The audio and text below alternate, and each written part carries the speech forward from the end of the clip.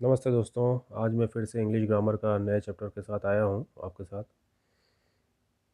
हम इसमें अभी थोड़ा सा रिवीजन कर लेते हैं। अभी तक मैंने जो आपको पढ़ाया है उसके बारे में बता देता हूँ कि हम इंग्लिश लैंग्वेज के बारे में बात कर रहे थे। इंग्लिश एक लैंग्वेज है और ये सेट ऑफ रूल को फॉलो करती है, इसलिए इसको जो रूल्स होते हैं एक दूसरे को लैंग्वेज एक दूसरे को समझाने के लिए हमको उसके रूल्स को फॉलो करना पड़ेगा, तभी हम एक दूसरे को हम समझा सकते हैं। मान लीजिए ये टेबल है, इस टेबल के पर हम यहाँ मैं बैठा हुआ हूँ और मैं अपने सामने वाले किसी व्यक्ति से बात कर रहा हूँ। तो ये जो मैं यहाँ बैठा हुआ हूँ और मैं अपने सामने वाले व्यक्ति से बात कर रहा हूँ, तो ये फर्स्ट पर्सन तो ये हो गया मैं, और ये सेकंड पर्सन ये हो गए हैं यू, जिनसे मैं बात कर रहा हूँ। हम एक दूसरे से कम्युनिकेशन कर रहे हैं। अगर हम यहाँ पर और भी जने बैठे होते हैं इस टेबल पे, तो ये मल्टीपल लोग हैं, तो हम सब किससे इनसे बात कर रहे होते हैं, तो हम यहाँ पर इन सब तीनों को मिला के अगर बोलेंगे तो हम यहाँ पर बोलेंगे वी। हम सब यहाँ पर बैठ के इनसे बात कर रहे हैं। तो ये फर्स्ट पर्सन तो ये वाला हो गया, ये वाली साइड, और सेकंड पर्सन ये हो गया है। अब हम दोनों एक दूसरे से बातें कर रहे हैं। हमसे बात कर रहे हैं, ये इनसे बात कर रहे हैं। हम सब एक दूसरे से बातें कर रहे हैं, फर्स्ट पर्सन सेकंड पर्सन इस तरह से। लेकिन हम यहाँ पर जो हमारे साथ में नहीं बैठे हैं, हम उनके बारे में बात कर रहे हैं, तो वो क्या होंगे? जो यहाँ नहीं है वो हम बाहर कहीं और हैं, किसी और के बारे में बात कर रहे हैं, जैसे राम, सीता, मोहन, गीता, जो भी हैं, कोई भी थर्ड पर्सन, वो बाहर है, वो हमारे सामने नहीं है, तो उनको हम बोलेंगे थर्ड पर्सन। ये सब पहले भी पढ़ा हुआ है, मेरे अपने पहले वीडियोस में देख रखा होगा। First person second person third person आपको समझ में आया? फर्स्ट पर्सन में क्या होता है? आई और वी को हम फर्स्ट पर्सन रखते हैं। सेकंड पर्सन में हम रखते हैं जो हमारे सामने हैं, जिनसे हम बातें कर रहे हैं, यू या फिर योर। थर्ड पर्सन वो होता है जो हमारे सामने नहीं है, ही, शी, इट। इनका प्लूरल होता है दे। ठीक है। किसी का नाम, किसी भी व्यक्ति का नाम, जैसे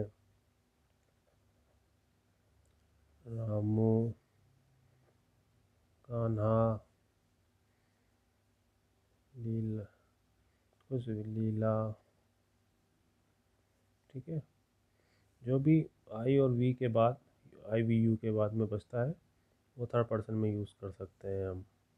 ठीक है। इन सब का मतलब जैसे आपको पता है, वह लड़के के लिए यूज़ होता है, ये वह लड़की के लिए यूज़ में होता है। यह जो न्यूबॉर्न बेबी हैं या फिर पशु पक्षी, उनके लिए यूज़ में आता है। इसका मतलब भी वह होता है। दे, वह सब।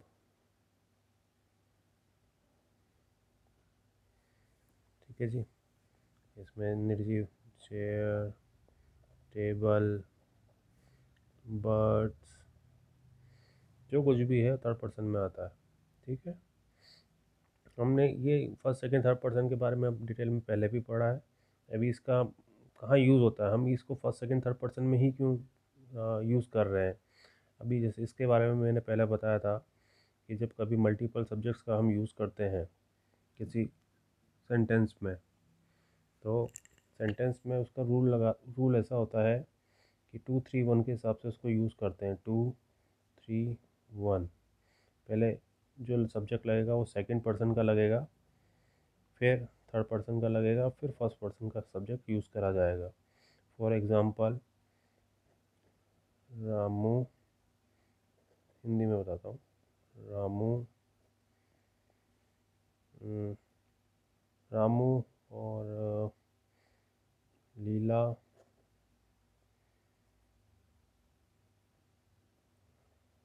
ये मैं हिंदी में लिखना थोड़ा सा। रामू, लीला और में बाजार जाते हैं। अब इसमें इंग्लिश हिंदी में तो मैं कुछ भी लिख सकता हूँ, लीला रामू और मैं बाजार जाते हैं, मैं लीला और रामू बाजार जाते हैं, पर इंग्लिश में इसको लिखने का तरीका ऐसा होगा, ये थर्ड पर्सन के हैं, रामू लीला ये थर्ड पर्सन का है, ये फर्स्ट पर्सन है, इसमें सेकंड पर्सन नहीं है। मान लीजिए यहाँ पर तुम भी लिख देता हूँ, तुम, ये सेकंड पर्सन हो गया, ये थर्ड पर्सन हो गया, ये फर्स्ट पर्सन हो गया। अब इसको लिखने का तरीका ऐसा रहेगा, तुम पहले आएगा यू, ठीक है। अब थर्ड पर्सन में रामू और लीला है, तो इसमें लीला पहले लिखो या रामू पहले लिखो, कोई दिक्कत नहीं है। You, Ramu, Leela and I. उसके बाद जो भी सेंटेंस, जो भी ग्रामर है उस हिसाब से हम आगे बढ़ा सकते हैं, ठीक है। इसका वैसे आता है गो टू मार्केट। इसमें पहले यू ही आएगा, अगर हमने इसको रामू लीला यू लिख दिया एंड आई लिख दिया तो रॉन्ग हो जाएगा। यही सही तरीका है, अगर इसका सीक्वेंस चेंज कर दिया तो ये हमारा सेंटेंस गलत हो जाएगा, ठीक है।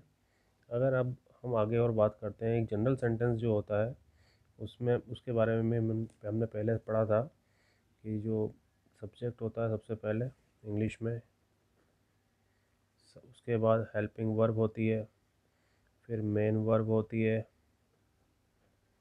फिर ऑब्जेक्ट होता है, फिर जो भी एक्स्ट्रा थिंग्स होती हैं वो सब होता है। अब हेल्पिंग वर्ब क्या होती है, मेन वर्ब क्या होता है। सब्जेक्ट में वर्ब का होना ज़रूरी है, उसके बिना सेंटेंस बनेगा नहीं। वर्ब कंपलसरी है, वर्ब का होना कंपलसरी है। सब्जेक्ट हो भी सकता है, नहीं भी हो सकता है। सब्जेक्ट हो भी सकता है, नहीं भी हो सकता है, एक से ज़्यादा भी हो सकते हैं सेंटेंस में। हेल्पिंग वर्ब हो भी सकती है, नहीं भी हो सकती है। ऑब्जेक्ट हो भी सकता है, नहीं भी हो सकता है, या एक से ज़्यादा हो सकता है, पर वर्ब तो होना ही होना कंपलसरी है। इसके बिना सेंटेंस बनेगा ही नहीं, ठीक है। इसके बारे में बताया था, जैसे हम बेल बजती है तो बोलते हैं ना कमिंग कमिंग, एक शब्द बोल देते हैं, उससे समझ में आता है कि हम आ रहे हैं, पूरा सेंटेंस नहीं बोलते हैं, ठीक है। तो ये सब चीज़ें हैं। अभी इसके बारे में, अभी वर्ब में भी हम दो तरीके से हम बात कर सकते हैं। वर्ब को अगर हम दो पार्ट में डिवाइड करते हैं,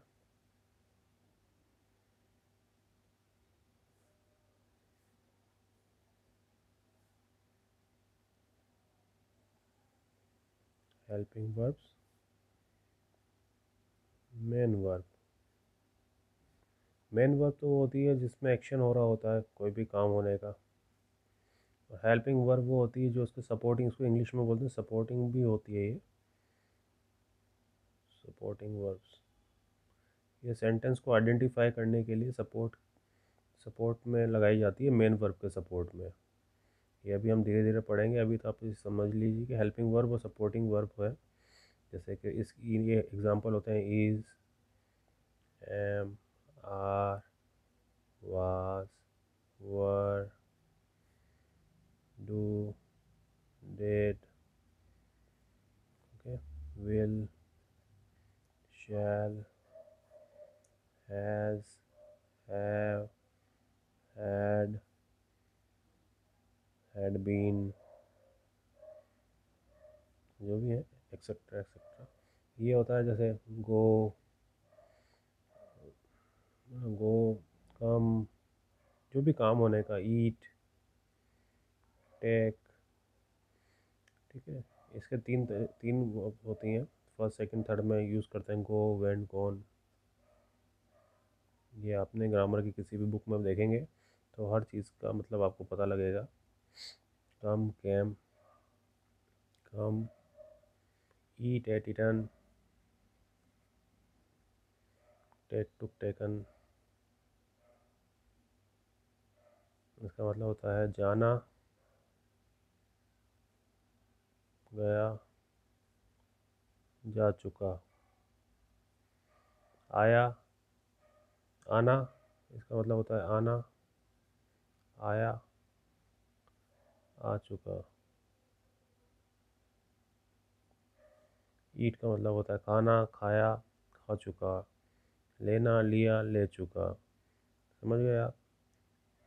ये एक ओवरव्यू है। हम धीरे धीरे जैसे जैसे आगे बढ़ेंगे आपको क्लियर होता जाएगा सब कुछ। Thank you.